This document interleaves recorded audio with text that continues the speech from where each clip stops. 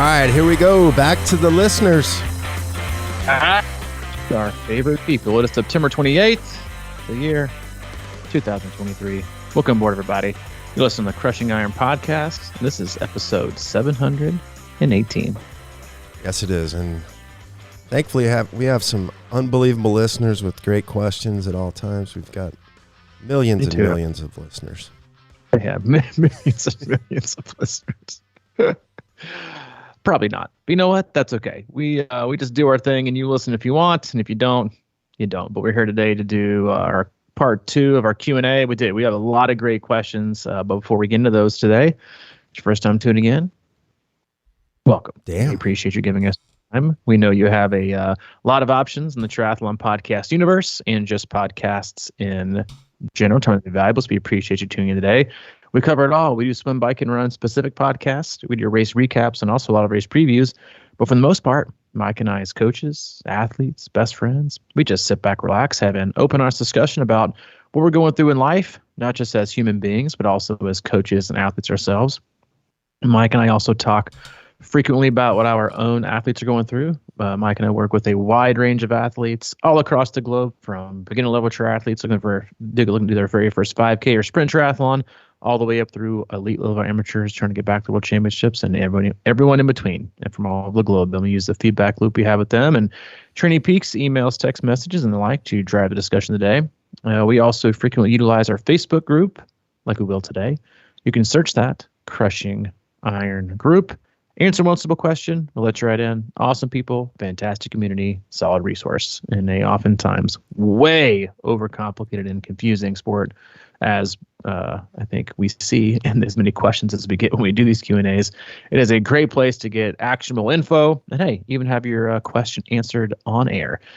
So hop in there, be a participant, don't be a lurker. But that's it. We don't do sponsors. We don't do ads, but we do have an agenda. And that's to keep you happy and healthy in your endurance sports journey. Yeah.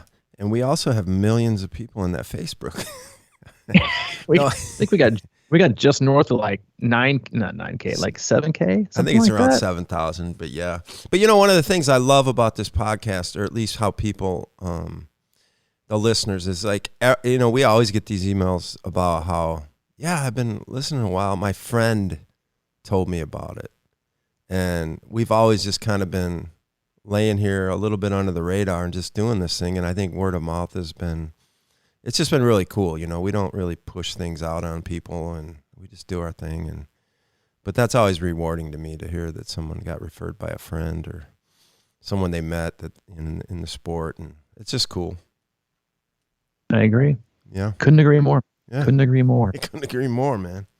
Agree more, man. I couldn't agree more. We did part 1 of got 66 comments on this thread. Not necessarily 66 questions, but it's up there. It's definitely one of our longer threads. Should we talk about the finish line again? No, we're not going to talk about finish line etiquette again. I did that, and I'm not going back. But it's always interesting to see people's different takes on it. But the first one we had today was from Zach.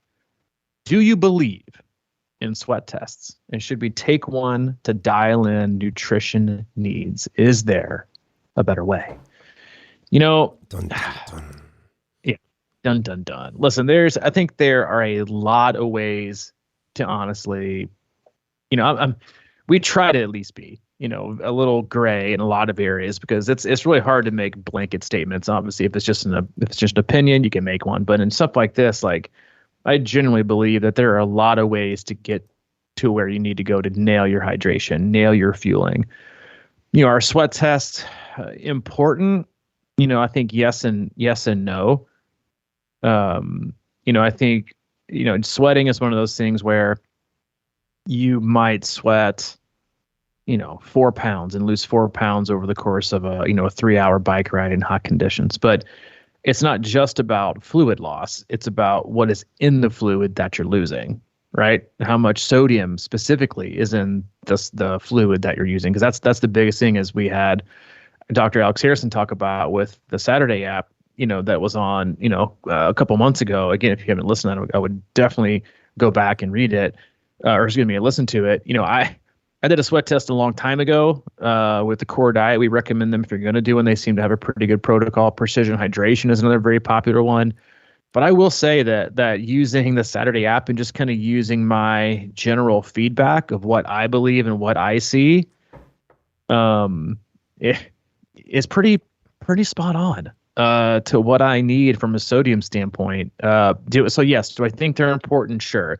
Do I think there is one specific one that is just significantly better than all of the sweat tests? No, right? Can they be done online? Can you go to a lab and get one done? Sure. But I think a lot of it is just kind of feedback. Like, as example, like, Wisconsin 70.3 a few weeks ago, I had some athletes finish. One of them finishes and they are totally like just drenched in sweat, drenched. And their kit looks like they just got done playing, sand volleyball.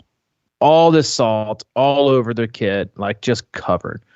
Another guy finishes bone ass dry, no salt to be seen. Right? Nothing. Two totally different. Now, I think the other guy who had was not sweating at all and had no salt had some extremely extreme deficiencies in his fueling plan, which we are now trying to figure out. But is it important? I would say yes, because it is important to make sure you get enough stuff in. But I do think apps like the Saturday app and things are very, very beneficial to get you most of the way there outside of going to a lab or sending something in. But yeah, I do think they most certainly have a place in doing it. I think it is interesting to kind of see what kind of sodium you're sweating out. A salty sweater, very salty, or just kind of your average saltiness. Yeah, this is an interesting question. I was before we did our interview with Alex and the Saturday app, I was watching some of the videos, and I'm pretty sure that he's not a big fan of sweat tests. But I don't know, but that's him. But I think that they can be. I've never done it. I mean, I sweat. I told you a lot in the sauna, so I know I sweat. I don't need a test. But it's I don't know, man. I still think that I'm not that guy that goes there all the time with that. I just test it out all the time. I'm always I've done a lot of races. I haven't nailed every race, but I've never had GI issues or never had any kind of things like that. And I just think it's the body's tricky to figure out sometimes. I mean, you talk about some people, you see them sweat. Some days I'll sweat like that and I'll be like, I had no reason. Was it maybe my beef stew last night? I don't know. But so anyway, I'm kind of going off the rails here, but I just think sometimes, at least for me, I feel like if I'm in better shape, I perform better and I don't have to, worry about that stuff. I know that people at the pointy end want to really, really, really dial it in, but I think a lot of times we look at stuff like this as something that may be able to change us, but we don't put the work in as much. I am right there with you. Thank God, man. Listen, you're going to say, dude, this is important. No, I knew you'd be no, it isn't. I mean, everything is important, but I do think that we've become so incredibly dependent on every wearable and every test, sweat test, lactate test, HRV, resting heart rate, how do we sleep, all the metrics and training peaks, your Garmin readiness score, your stress score, bike power, run power, heart rate. It goes on and on and on and on and on and on, and it's forever. And there is a lot of noise, and I would highly recommend using your filter more than I would gathering more noise and being just a slave to what your data is telling you to do. And so again, I'm not saying I'm not a fan. I think everything has its place, right? But I think mostly it's is not to become dependent on what it says in its exact nature, right? Black and white, but is to gather information from it and then ultimately still come up to your own conclusion. And I think that about everything. You and I were discussing this before the podcast on Tuesday or Wednesday. And I wear a Whoop band at night. I wear something like that to track my sleep, to track my HRV trends, to track my resting heart rate. And a lot of people use that because if you are in the red, which is very, very poor HRV, very, very poor resting heart rate, it's really down. It's basically saying like, you need to chill out or maybe not do anything today, because maybe you're more than likely, anytime I've gotten it, it's either been because I've been like just total lack of sleep or I'm getting sick or I am sick. Yellow is kind of like, you recovered moderately, carry on. And then green, it basically just kind of says, you are at peak condition. So a lot of people, when they see these, they make like decisions based on what they see, like predetermine how the day is going to go. And I told you Tuesday morning, I woke up and I was in the red, 20% recovery, which is almost worse than I had the flu or Thanksgiving.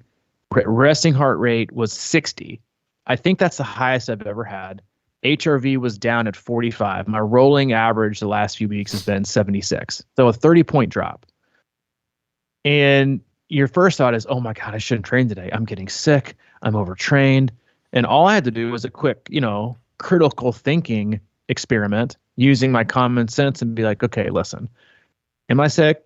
Nah, probably not. Am I overtrained? No, I didn't. I mean, I worked out the day before. I did a few sessions. I did a run and a ride.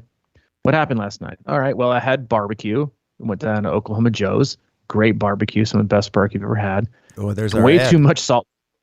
Way too much sodium. The salt messed up. And then I had a cookie. Not just a regular size cookie, but like a crumble size cookie. So, and that was at like 7:00. I usually stop eating like for dinner around 5 or 5:30. So I basically had a week's worth of sodium and sugar right before I went to sleep.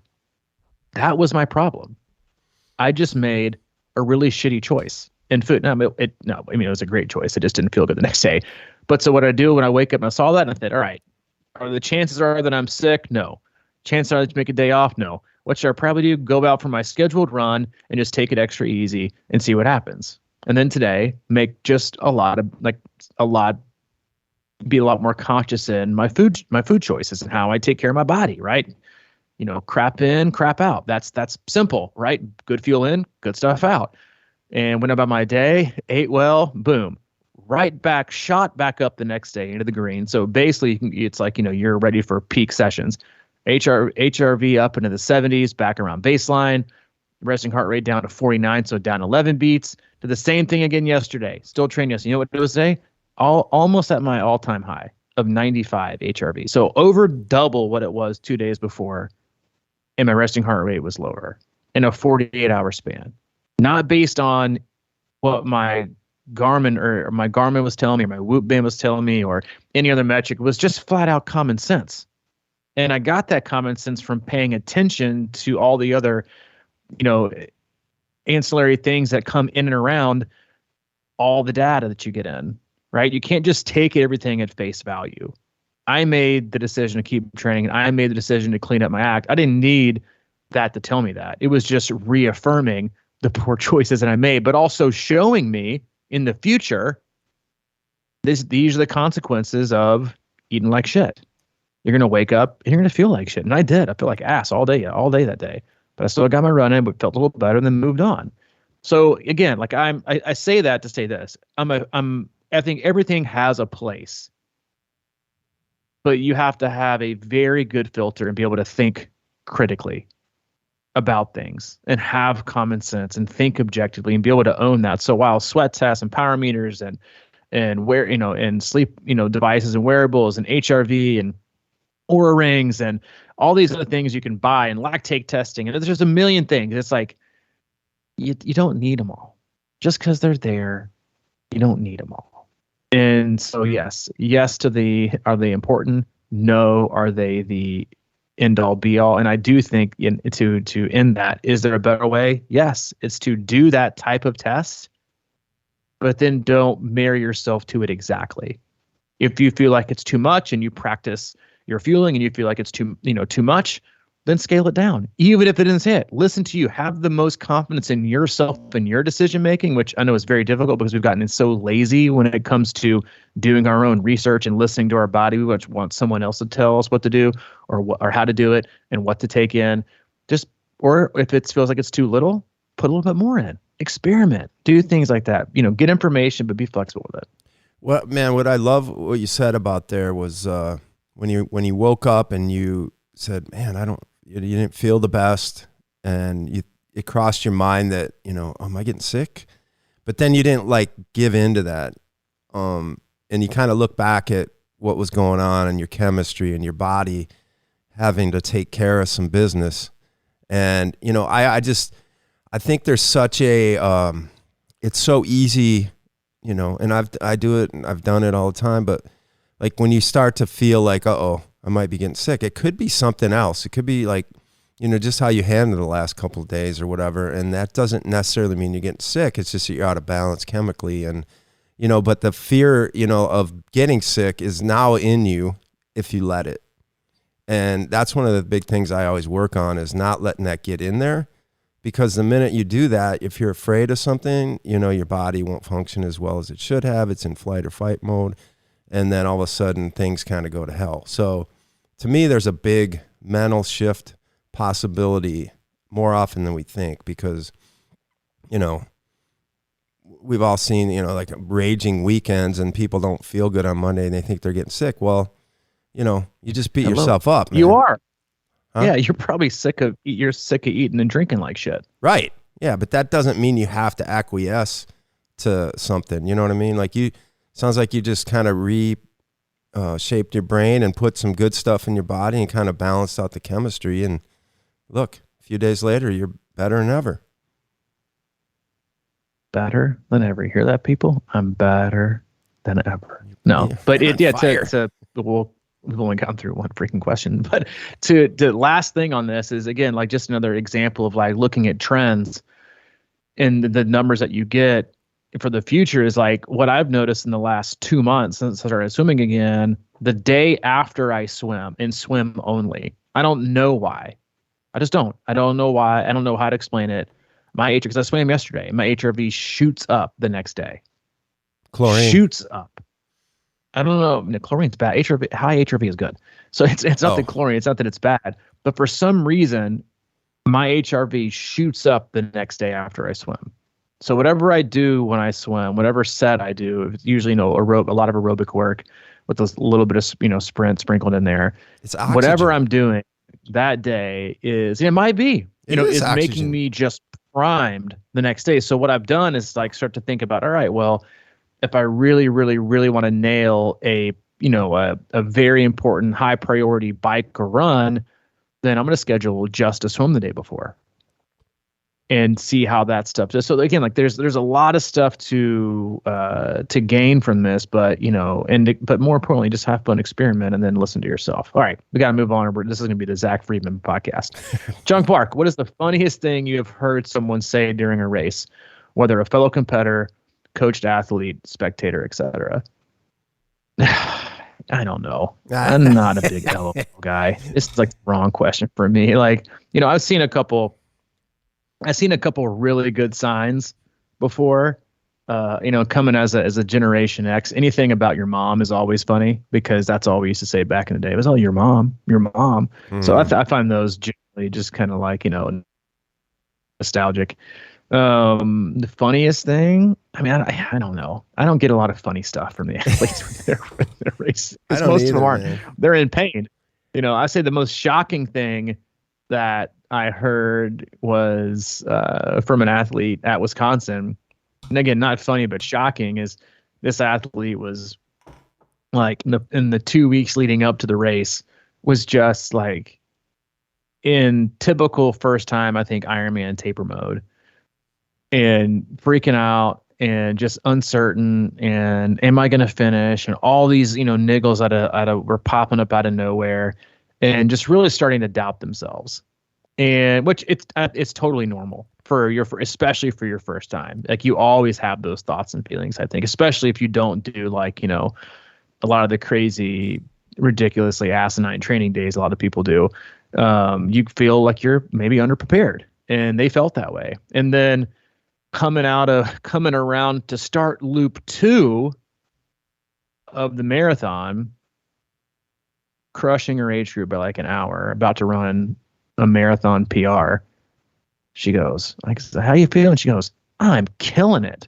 And I was like, no one ever says that, but it was such like a different personality, most people are like, I'm in pain. This is terrible. I'm like, what a confidence shift from when you're not in the middle of it, you're not in the thick of it, and you're so worried you can't do it, to then figure out that you can do it and you are doing it.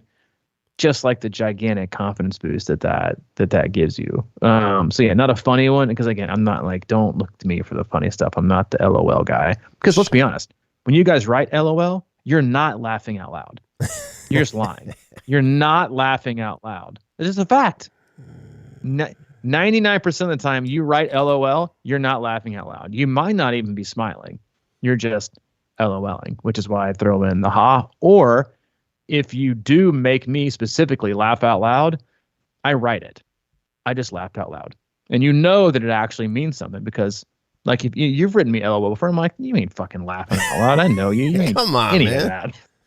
There's no way you're laughing out unless you're watching Suits. That's a great one. I LOL a lot when I'm watching Suits. It's a great one-liners.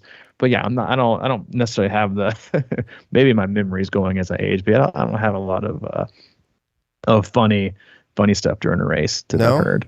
Yeah, I don't. I mean, I was hoping you'd say that, actually, because I don't remember any specific funny things in a race, but I do have to admit that I have a guilty pleasure, and it happens occasionally when I'm out in a race, doing the race, and on the run, when I see a coach come screaming out of the crowd and starting to run along with their athlete and starting to tell them how to their stride, shorten the stride, or like giving on the fly lessons on the second loop of the marathon. Here, if you're getting your, if you're taking your gels, and like they start, and I run behind them, and I kind of just get a shitty laugh on my face or a smile. And to me, those kind of moments help me out, because I'm like, thank God it's not me.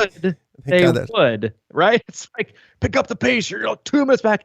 It's mile 18 of a full. If you could pick it up, you'd have already picked it up. Yeah, I find stuff like that just hilarious. And I also find that one of the things I try to say sometimes if I'm trying to be funny is that, like, like in Wisconsin, you guys come around the corner and you see me at mile 1. I'm like, all right, almost there, home stretch, almost there. Because there's nothing an athlete hates to hear worse than the phrase almost there. Yeah. Especially at anything before mile 25 and a half. Only a half marathon. Almost there. Only half marathon left, man. Only half marathon left. That can mean an hour and 40, or it could mean 3.5 hours. That doesn't make me feel, it's like me. All right, almost to St. Louis. Almost to St. Louis. I'm sitting in my chair, my co-work space, and I'm 4 hours away. It's like, that doesn't make me feel good at all. So I wish that phrase would just be ripped from people's vocabulary when they're cheering, because seriously, they say it all at the worst time. Doing great. As you're going up a hill, walking, trying not to dry heat, you're like crushing, almost there, almost at the top, and you look up and you're like, I can't even see the top of the hill. Stop blinding me. Just be realistic with me and be like, listen, you got a little bit longer. It's gonna suck ass, and then it might be a downhill, but you got this. But yeah, stop it with the false, the false navigation and GPS coordinates where you really got 20 miles to go, and you're like, all right, you got it. Almost there, baby. Almost there. 3 more loops. You got this. All you got's a 10K. All you got's a 10K. It's like the kayaker, the first buoy being like, almost there. You got this. Almost there. You look up and you're like, oh my God, I am not almost there. Yeah. Anyway, good question though. I LOL'd. Jose Lopez, first and foremost, I love your podcast and your brutal honesty on your show. Well, I'm glad we've lived up to that the last 2 days. I have 2 questions for Mike. We'll do it like 2-parter. For Mike, how do you deal with pre-race swim anxiety the days leading up to a race day? Oh, that's a good one. Because I feel like, you never want to say I'm over anything, but I've definitely I grew up with swim anxiety. I grew up with it in my early 50s. So there's been plenty of kayak hangs in my day. And, but like I always say, man, first of all, I commit hard to swimming my last 2 weeks. And for me, it's all about familiarizing myself with environments and just getting because I didn't grow up swimming. So it's about being in the water a lot, and every time I get in the water, it feels less intimidating. So I swim a lot before the race, and then I always I especially like this year with the wetsuit, I started putting it on early. I started getting used, because that's like it to me. It's just like I was saying about that fear and that fight or flight thing. I think that's what comes over me a lot of times. I just feel so compressed with a wetsuit. So I got that on early, and I was really working on stretching it out, because it just sits in the, storage for like 6 months or 8 months a year. And then I wanted to kind of break it back in a little bit. But for me, it's about two things. Is about always warming up really good, because I think we all have a tendency to kind of get a little bit uptight before a race. But I want to get some sweat going and want to get my breathing right and everything like that. So I always warm up really well. And then I've just kind of resigned to the idea when I get in the water that I'm going to start slower than molasses. I'm going to start as slow as possible and use that first 200 to 500 for, acclimation and just familiarity and warming up. And, because, we all get in there, and like I always say, so when I go as slow as possible, I'm probably swimming normal. You know what I mean? That's my whole philosophy on that, is that we tend to go out faster than we normally swim, even if we don't think we are, because we're around people, and the whole environment of the scrum of other swimmers kind of pulls you along and pushes you a little out of your comfort zone, and you just started. I mean, it's like me, I'm not quick out of bed, as you've probably seen over the years, and so I just wait a minute. Say it one more time. I don't get out of bed too quick. You're not quick out of bed. Okay. Just I had no idea. This is like, we've been best friends for a long. No, I know this about you. Yeah, I kind of respect that. My body and my brain just need a little time, and that's just my thing in the morning. So if I try to reverse engineer that and be a different person, and that's how I look at swimming sometimes. I can't be a different person in this water. I can't be Mr. Morning Guy right now. I'm just still sleeping. So it's just about gradually waking up. Gradually waking up. For Robbie, everyone talks about carbohydrate loading the days leading up to the race. Do you prepare your own dinners, or do you eat out the days leading up to a race? I always eat out because I'm usually traveling. And I can tell you that I've made mistakes along the way. I have done, in the past, I've done the big pasta deal the night before, which is, I think, a absolutely terrible idea, because you won't even be done like really digesting it till you're probably midway through the swim. And I've ventured off before and got crazy and went salmon the night before, which was a giant mistake. My standard is the Michael Jordan standard: steak and potato night before. I will carb load 2 days before, so maybe a light pasta, or it's been pizza in the past. I find pizza a little bit safer and honestly a little bit less filling. So I hit it with the pizza. I think a lot of people way overeat the night before. I mean, way overeat the night before. But no, I think night before steak is my all my best races, which is, again, you're questioning, then why the hell would you veer off? Well, it's because we're stupid and we're impulsive sometimes. Is steak and potato. All my best races were a steak and potato the night before. That's it. My best, in fact, my PR marathon, country music marathon, you remember that way back in the day. Negative Split It ran, I don't know, what, 7:20s or 7:30s for the race? With about a long run of about 10 miles or something? Long run of about 10 miles. Probably one of the best races I pulled off ever. And it was also most certainly hungover. I went off just a steak the night before. That was it. A giant ribeye, probably like 13, 14 ounces. And I can cook a ribeye, folks.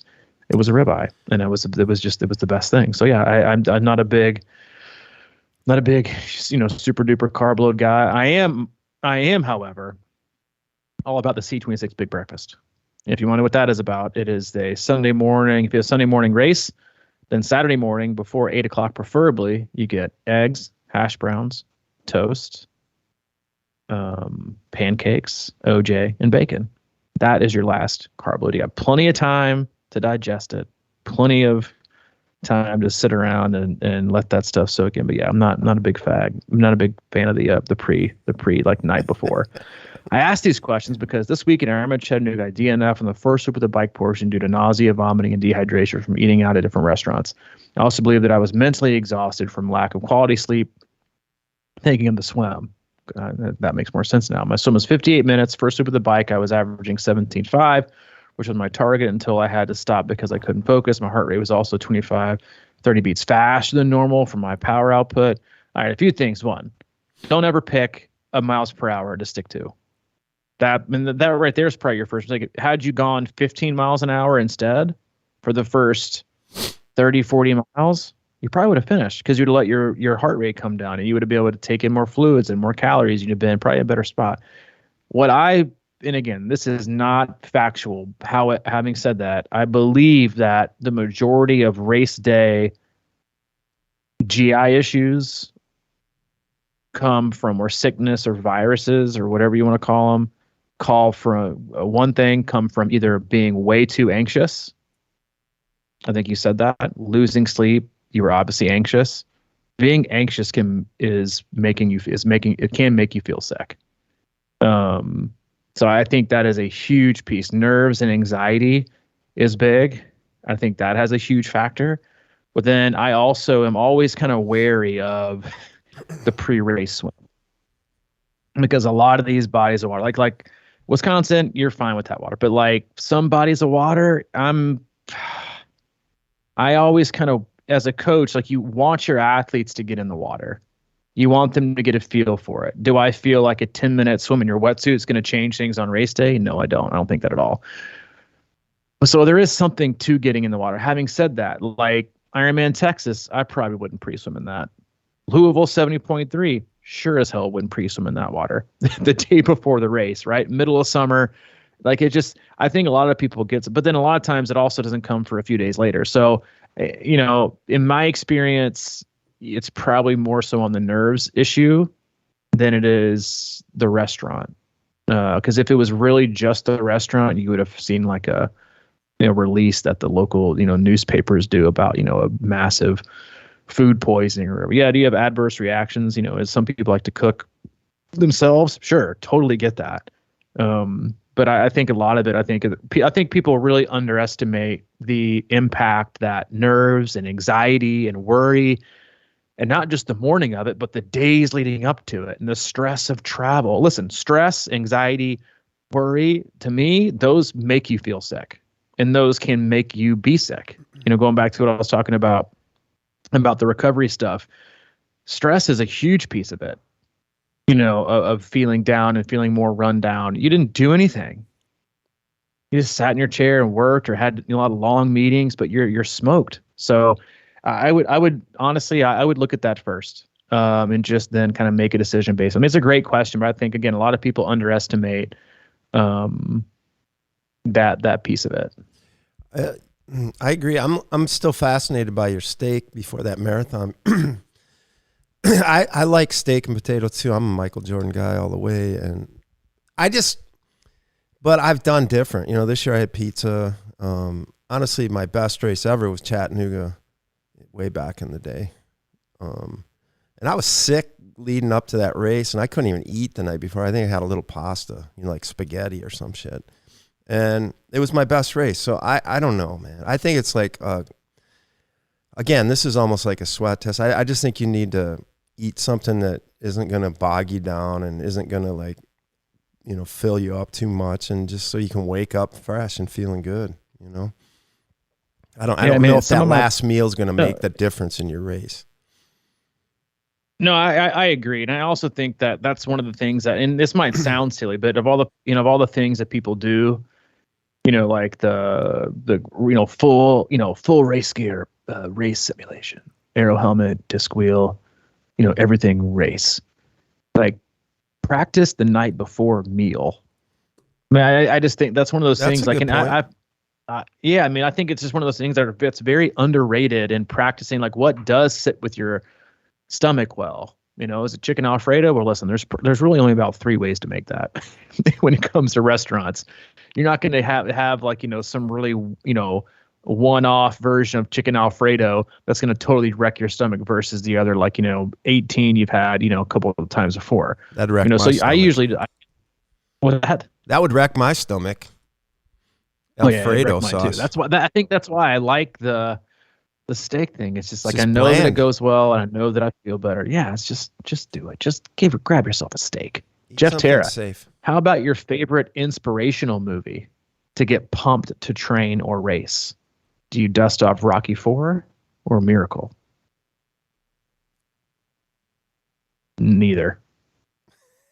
This might shock everybody, but I don't do any of that. None of that gets me pumped up. Nothing. I am You've just like tears. You can start crying more. Yeah, I mean, everybody Sensitive. thinks it's funny, right? Because everybody thinks that I'm like the big hard ass, but I'm also the most frequent crier of the two of us. I'm a big softie. But I'm not a big like inspirational movie guy in that realm. Like, I don't get pumped. I mean, do I love watching Miracle and stuff like that, especially when it has to do with like, patriotism in America? Yeah, I'm a huge fan. Love watching those kind of movies. But for me, like, the best place that I get when I race is that if I'm like feeling just very, very, very grateful. So this is going to sound totally effed up, and I get that, and that's okay. That a lot of times, if I feel like I'm struggling with like some motivation or gratitude, I watch Intervention. Mm. The show, it's on Netflix. It's got 20. Is it like they just released a new season? But the Intervention, yeah, it is what it is, Intervention. But this, it's a show where this group of people in Canada, they do like a short, docuseries on this one individual who has some kind of debilitating addiction to meth or coke or drinking or whatever it is, and they don't tell them they're doing an intervention. They tell them they're in kind of a documentary about the addiction, and then towards the end they do an intervention with that person, with the whole family, the whole like just really excruciating piece of it. And then they always do like a follow up. So let's say, it's like, Jenny Bob goes into, rehab, and she said yes, and she went. They'll use like a follow up, but then and then they'll show like at the very end before the credits, they'll do like a short little, blurb about where they are now. They stayed clean, or they relapsed, or they left like 2 days later. And sadly, the story is almost always they relapsed. We can't find them. They left treatment 3 days later. And it's very, very hard to watch for me as a person in recovery. But I watch it as kind of a reminder sometimes to remind myself how grateful I am that I'm where I am in my life. And to me, that is energizing. And to me, that is motivating. And to me, that gets me excited. And to me, that's inspirational. So if I'm looking for inspiration, I don't look for athletic inspiration or I'm not watching Gladiator and Russell Crowe. Like, I watch something that moves me to be grateful. And that in turn for me reminds me that the opportunity that I have is so incredible.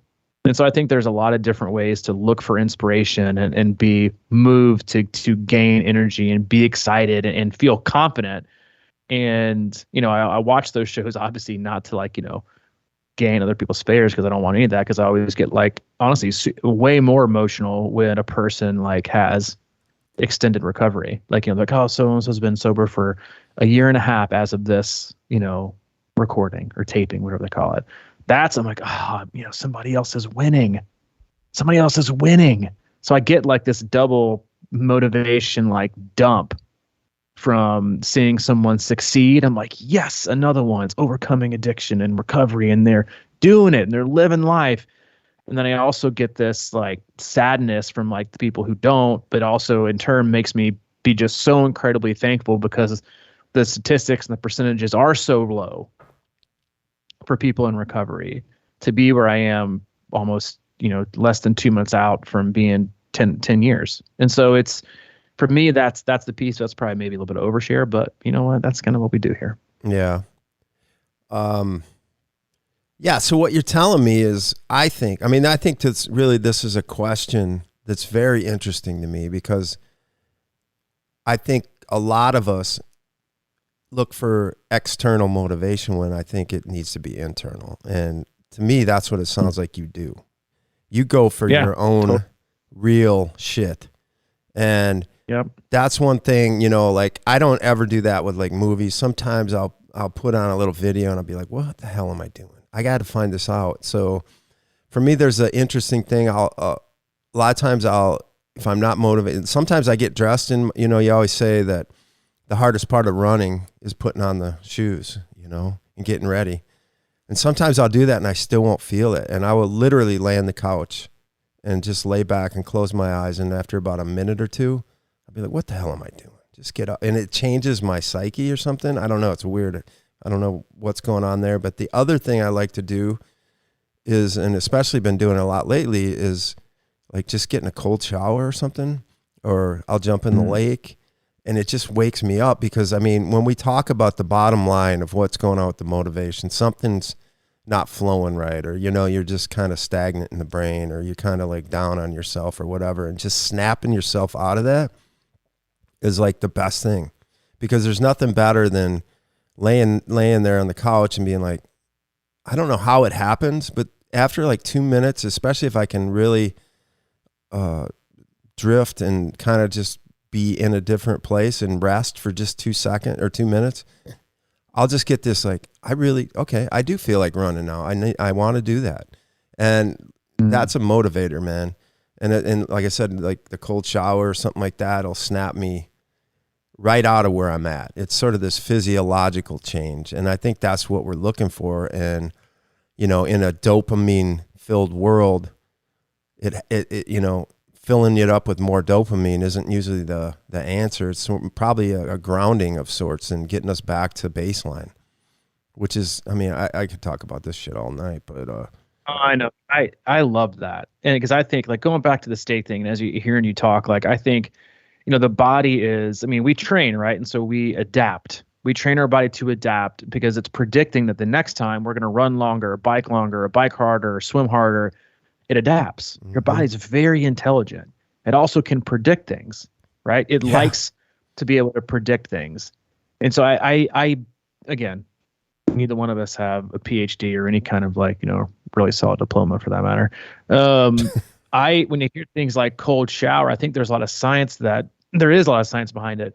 But going back to my steak thing, like I generally believe that your body gets signals from your, like, internally that says like, hey, you're taking a cold shower because you need something.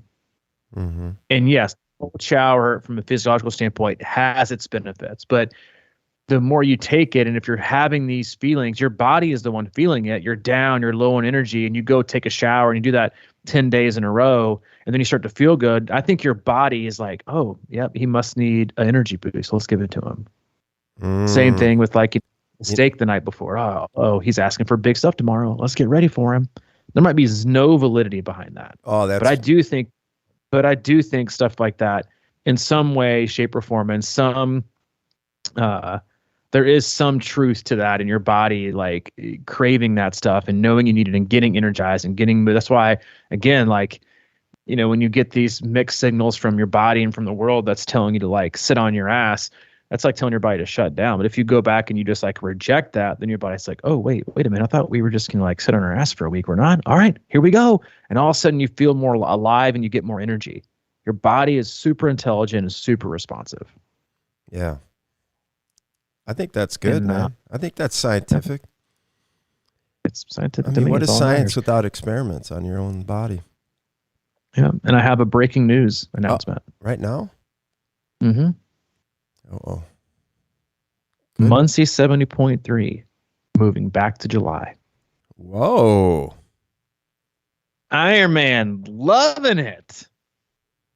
Thank God. Move, July. What else? What was your first 7.3?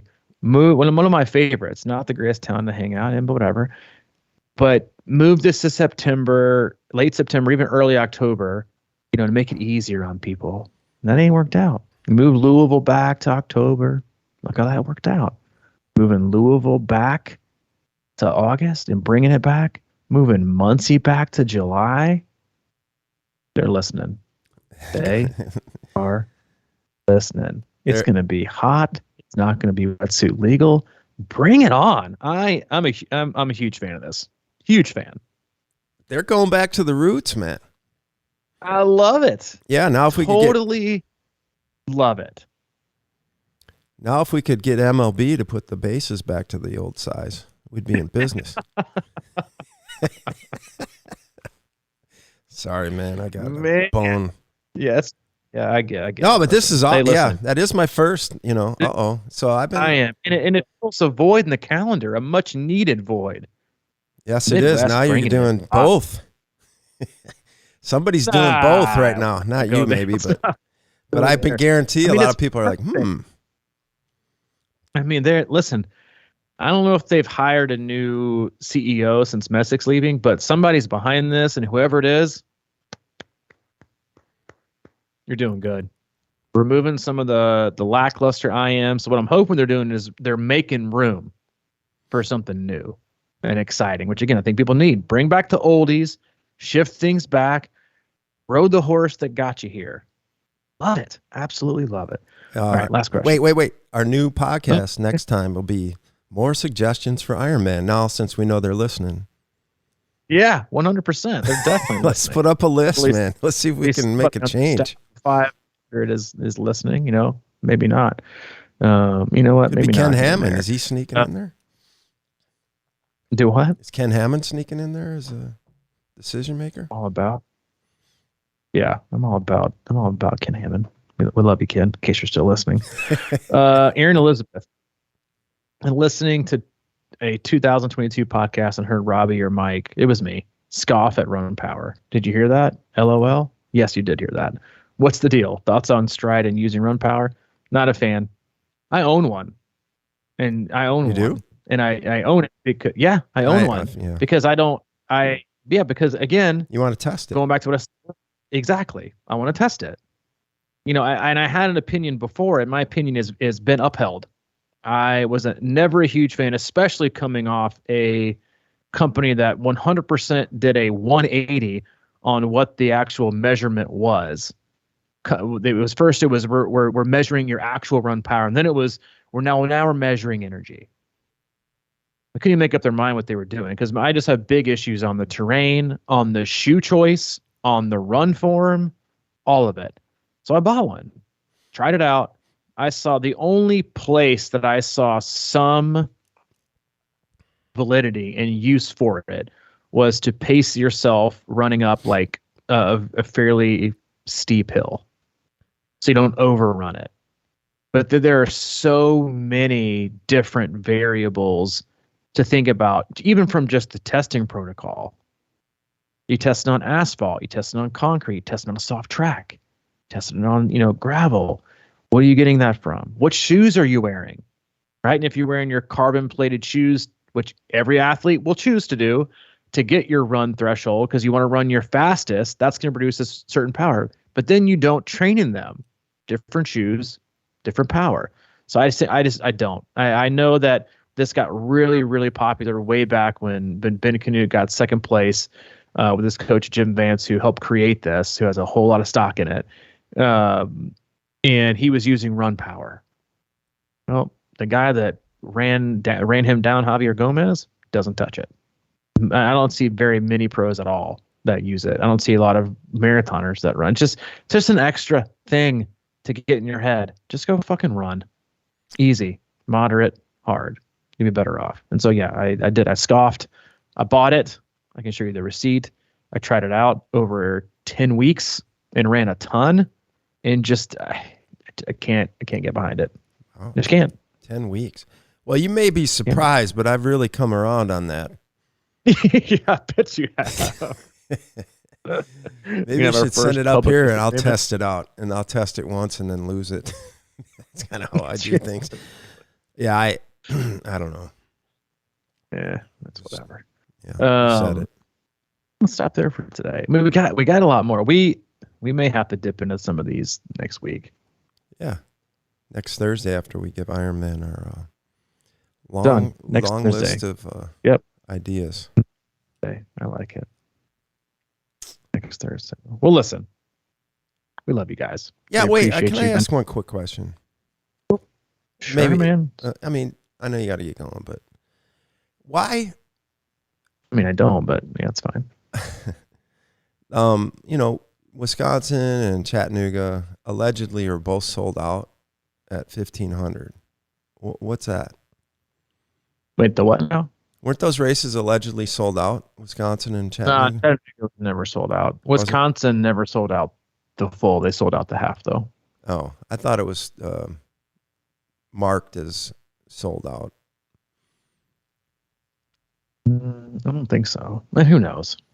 Well, I mean, the writing's on the wall. People are loving 70.3s right now, so they're doing their best to offer more 70.3s. Yeah. Okay. Well, we'll hold that for next time. Yeah, we'll hold that. Hold a little place marker. I know we didn't get into as many questions, and I'll take full credit for that because I went off on a few tangents today. But hopefully, you got some value out of it. Because you know what? We appreciate you and your willingness and openness to ask questions. We promise to work on that next Thursday after we do our open letter to Iron Man on Tuesday.